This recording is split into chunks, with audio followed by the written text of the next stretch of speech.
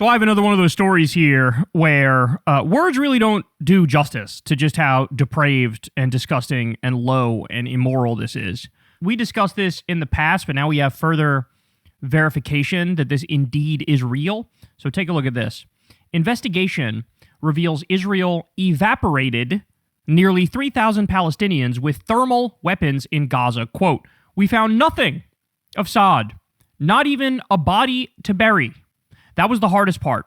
So we're going to get into some of the specifics here, but when you engage in rampant dehumanization of a population, the last stage of that is, we can do fucking anything we want to these people because they don't count. They're not like us. They're not equal to us. They're the other. They're evil. They're bad by definition. Even the kids, even the women, even the children. And so unspeakable atrocities happen once you go through that process and you fully dehumanize the other. So let me walk you through this here. They say, an investigation conducted by Al Jazeera based on evidence collected by the civil defense in the Gaza Strip has concluded that nearly 3,000 Palestinians have been evaporated by Israel through the use of thermal weapons, some of them supplied by the U.S. As reported by Al Jazeera on Tuesday, the investigation found that 2,842 Palestinians were killed due to Israel's systematic use of internationally prohibited thermal and thermobaric weapons, often referred to as vacuum or aerosol bombs, capable of generating temperatures exceeding 3,500 degrees Celsius, which is 6,332 degrees Fahrenheit, over 6,000 degrees Fahrenheit. Well, now you understand why there would be no trace of these people, because they literally evaporate or disintegrate or turn into dust or melt, like right in front of your eyes. They say the heat generated by these weapons is so intense, investigators noted, that they leave behind almost no detectable human remains other than bloodstains or pieces of flesh. It sounds like even the teeth are gone, and that's usually the last thing to go. So that's how destructive these weapons are. I mean, this is right up there literally with like nuclear weapons in terms of the horror that we're talking about. Israel's use of such weapons was flagged last year in a social media post by Omar Hamad, a Gaza pharmacist, who posted a video purportedly showing a thermobaric bomb being detonated in Beit Hanun. So here, let me show you this video.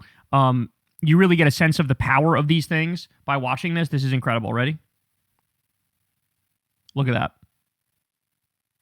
I mean, it actually, like, it goes off like a nuclear bomb. Look at how it goes off again. Over 6,000 degrees Fahrenheit, vacuum bomb or thermobaric bomb. Mahmoud Basal, spokesperson for the Gaza Civil Defense, said that the investigation was not a mere estimate of Palestinians incinerated by thermal and thermobaric weapons, but the result of painstaking forensic work. So in other words, these are the ones they could prove. We entered a targeted home and cross-referenced the known number of occupants with the bodies removed, Basil explained. If a family tells us there were 5 people inside and we only recover 3 intact bodies, we treat the remaining as evaporated only after an exhaustive search yields nothing but biological traces, blood spray on walls or small fragments like scalps. Unlike the explosions caused by traditional bombs, thermobaric weapons used by Israel and Gaza first disperse clouds of fuel in a given area that are then ignited to create an enormous, intense fireball. The investigation found that the fuel typically used in Israeli thermobaric weapons was tritonol, a mixture consisting of 80% TNT and 20% aluminum powder, often found in U.S.-manufactured weapons, such as the Mark 84 aircraft bomb. Dr. Munir al-Bush, Director General of the Palestinian Ministry of Health in Gaza, told Al Jazeera that the heat generated by these weapons is so intense that any living creature's bodily fluids would immediately boil. So these bombs boiled people alive, y'all. It boiled people alive. Quote, when a body is exposed to energy exceeding 3,000 degrees, combined with massive pressure and oxidation, the fluids boil instantly. The tissues vaporize and turn to ash. It's chemically inevitable. Gaza resident Yasmin Mahani told Al Jazeera that her son Saad was incinerated by a 2024 Israeli strike that hit a school in the Daraj neighborhood of Gaza City. Quote, we found nothing of Saad, not even a body to bury. That was the hardest part. And by the way, let's just be clear. I honestly think we're only getting a fraction of the truth of the matter when it comes to what went down in Gaza. Just the other week, we had the IDF came out and accepted the Gaza Ministry of Health number, which is run by Hamas, which they always used to say to downplay it and say, we don't believe those numbers. Now they accepted those numbers of 70,000 dead in Gaza. But why are they now accepting the 70,000 number? The reason they're accepting the 70,000 number is because the real number is way higher. Remember, the Gaza Ministry of Health, they only do the people they can prove, they know for sure are dead. That does not include people who are trapped underneath the rubble, okay? Well, virtually all of Gaza, 83% of Gaza is now rubble. It's not there anymore. People were shown the other day, they talk about Rafah in the past tense. They don't talk about it like it's real anymore because it's gone. It's literally wiped off the map.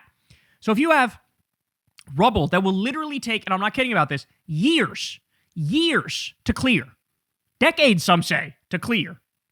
Well, how many people are underneath the rubble?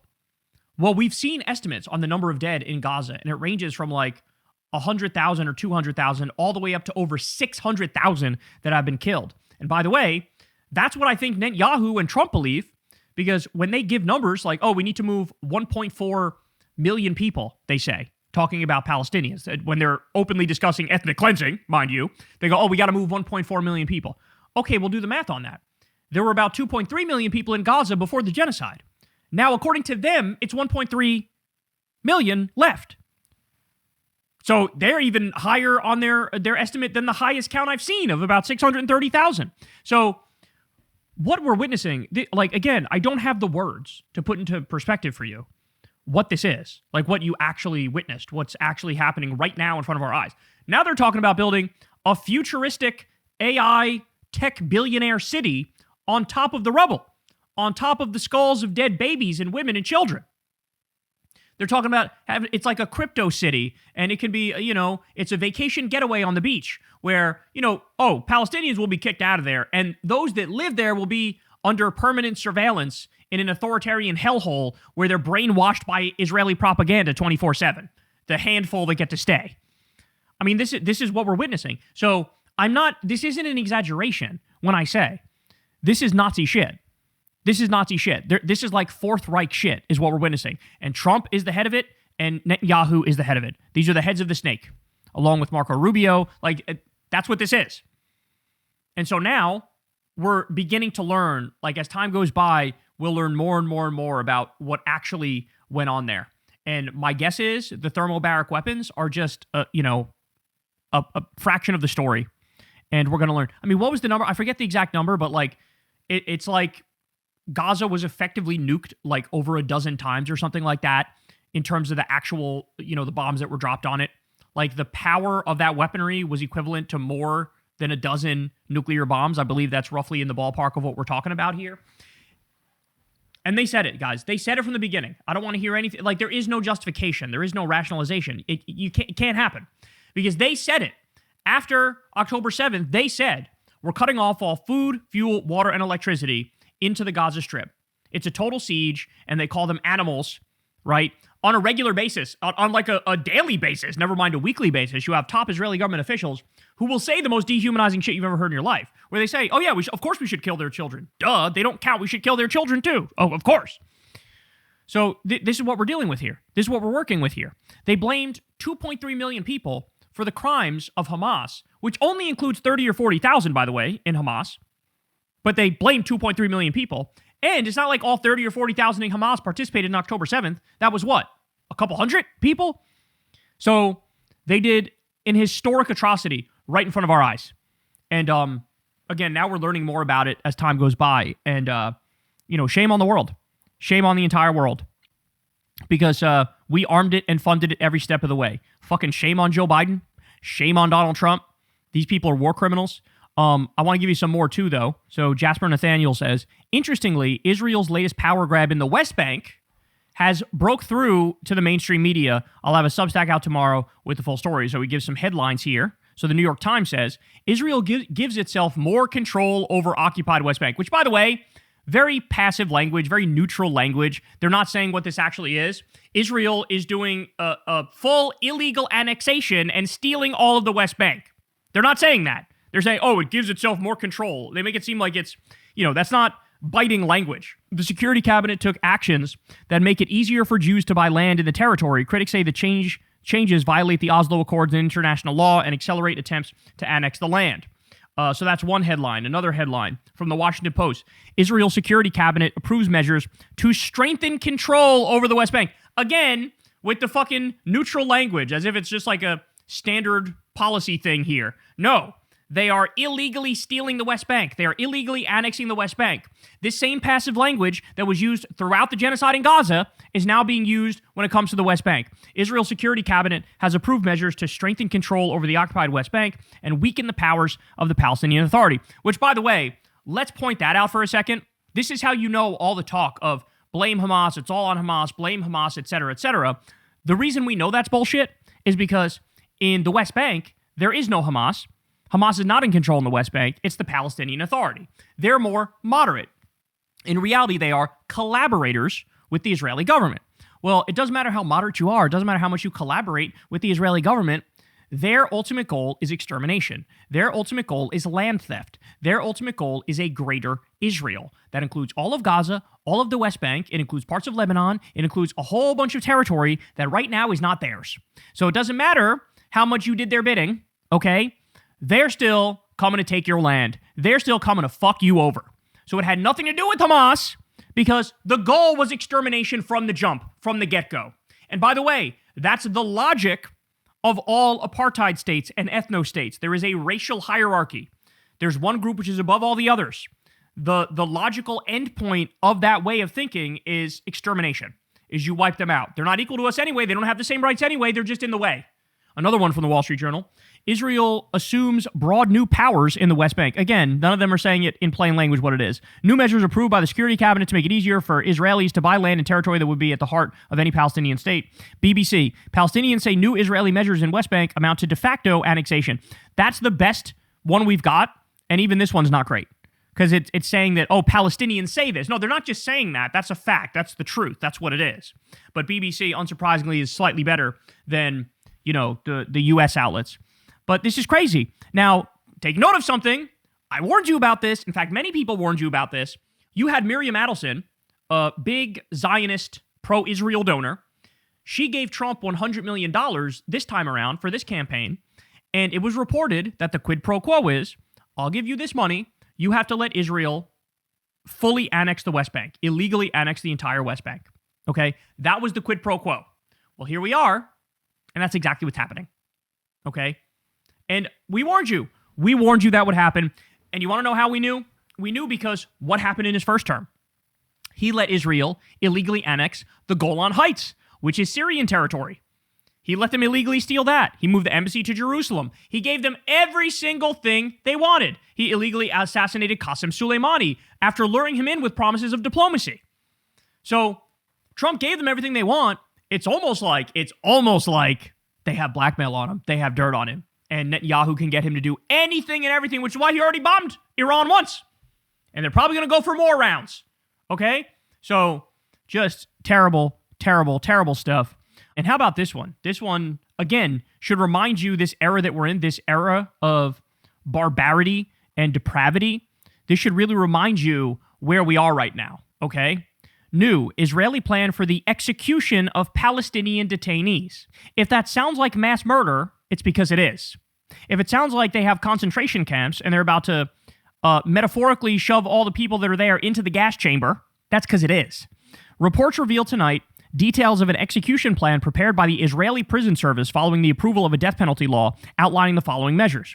The establishment of a new dedicated execution complex, executions by hanging with 3 guards pressing buttons simultaneously, reportedly to mitigate psychological impact, complete isolation of detainees held in the execution complex from other detainees, selection of the execution team from specialized volunteers. The death penalty would be applied first to elite prisoners, then to Palestinians from the occupied West Bank detained later. Unlike other countries, the execution would be carried out within 90 days of the verdict, not after prolonged delays. A delegation from the Israeli Prison Service is expected to travel to an East Asian country where this execution method is practiced. So, if it looks like they're now officially setting up death camps, it's because they're officially setting up death camps. That's exactly what's happening. And by the way, I should point out, this is not a new thing. This is not a new thing. You've had top Israeli government officials for a long time arguing to mass execute the prisoners that they've taken from Gaza. right? And they also have a whole bunch of prisoners that they've taken illegally from the West Bank as well, and they're on the chopping block too. So whether it's Ben-Gvir or Smotrich, they've both been in on this shit, and they've wanted this shit forever. And now here we are. And I think that I really believe where they are right now, they feel like, hey, Trump's in office in the White House. There's nothing to stop us at all in any way, shape, or form. The U.S. is now at war with the UN and pulling out of the UN in 1,000 different ways. The U.S. is now alienated and isolated from the world, no longer the world leader, sort of destroying our own reputation here. We give cover to Israel. Israel's been beefing with the UN for a longer time, right? So they feel like, okay, well, we have 3 years now. 3 years of carte blanche to do whatever the fuck we want. And Netanyahu's views, we know this is, the world will always adjust to whoever the winner is. Like, if you're the winner, they just got to deal with you. And so we're going to get all the dirty stuff out of the way now, the genocide, the ethnic cleansing, the mass murder, the land theft, and then we'll just be inevitable, and you just can't not deal with us because we're here, But I think there's a massive miscalculation in that because, look, it's not 1743 anymore, right? Like, we have these notions of international law and human rights. We had the Geneva Convention and the Nuremberg tribunals.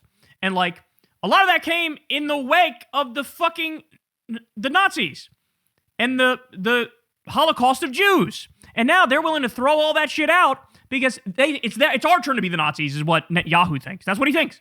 And that's how he's acting. So this should be a wake-up call to everybody that we're witnessing genuine evil. I feel naive that I ever thought, even for a second, this childish idea of, like, everybody's roughly the same and everybody means well generally, and, like, sometimes you get convinced to do some bad stuff and other people don't and they stay on the good path, but we're all roughly the same. That's wrong. That's not true. There's genuine evil among us. There's evil, there's depravity, there's a demonic energy out there, and some people live in that 24/7 and act on that 24/7. That's the Epstein class. That's the billionaires. That's the fascists. That's the warmongers. That's the Zionists. And that's what we're witnessing here. So just absolutely grotesque stuff. And share this far and wide, man. People need to know about what's happening with our money and in our name, by the way, because we arm and fund Israel. We support Israel. And our president is blackmailed by Mossad. And so the real president, perhaps, is Benjamin Netanyahu. Hey y'all, do me a favor and like and subscribe. It helps out big time in the algorithm. Click the bell as well for notifications when videos drop, and watch that video on screen right now. You know you want to.